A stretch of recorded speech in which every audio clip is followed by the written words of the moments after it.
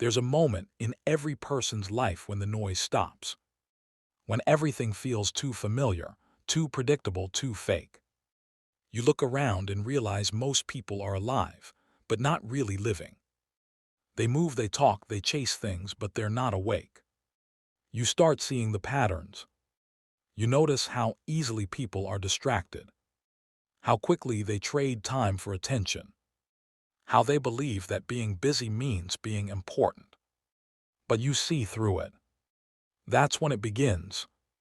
The quiet separation between you and the rest of the world.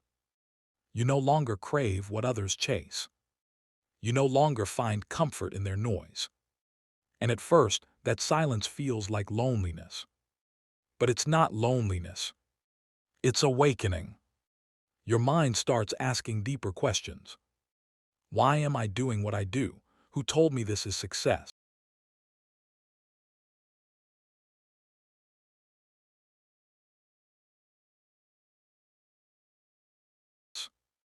You realize how much of your life was built on programming.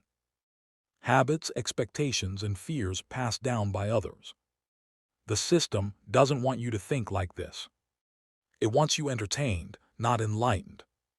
It rewards obedience, not awareness. Because awareness is dangerous. Once you start thinking for yourself, you stop being predictable. And a person who can't be predicted can't be controlled. That's the first sign your mind is changing. The world will call it arrogance, isolation, even madness. Because it can't understand why you've stopped playing its game. But this isn't madness. It's the first stage of mastery. You'll feel resistance. Your body will want comfort. Your mind will whisper, why work so hard, why take the risk?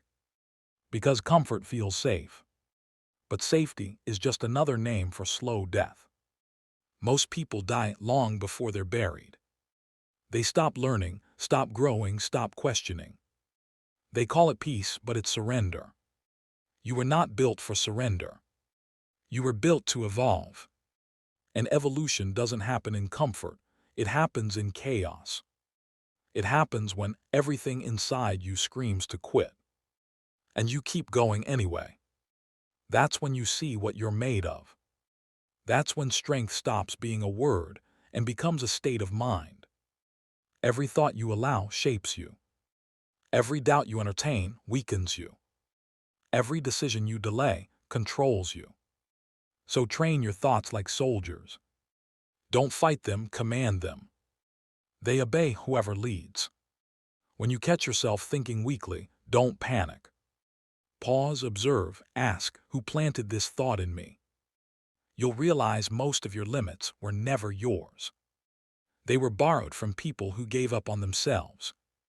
Power doesn't arrive with applause. It grows in silence. It grows in the late nights when no one's watching. In the mornings, you choose discipline over distraction. In the small choices that nobody praises but you still make. The real transformation is invisible. People won't notice when it starts, but they'll feel it when it's done. You'll walk into rooms differently. Not louder but sharper. Not arrogant but unshakable. Confidence doesn't need noise. It radiates quietly, like heat from a flame. And people will react to it. Some will be drawn to you. They'll sense your energy, your certainty, your focus. Others will fear you. Because your presence will remind them of what they're not. You'll start losing people. Not because you did something wrong, but because your vibration no longer fits their frequency. That's not rejection. That's elevation. And that's where the real test begins. Because the higher your awareness climbs, the more clearly you'll see the shadows below. You'll see manipulation hidden in kindness, jealousy behind smiles, weakness disguised as confidence. And it'll tempt you to become cold. Don't. You're not meant to hate the world. You're meant to see it, understand it, use it, grow beyond it. People react to life. You will start creating it. They'll wait for chances. You'll design them. They'll chase validation. You'll move in silence. They'll talk about goals. You'll live them. And as that separation grows, you'll stop seeking approval. Because power doesn't ask for permission. This is the point of no return.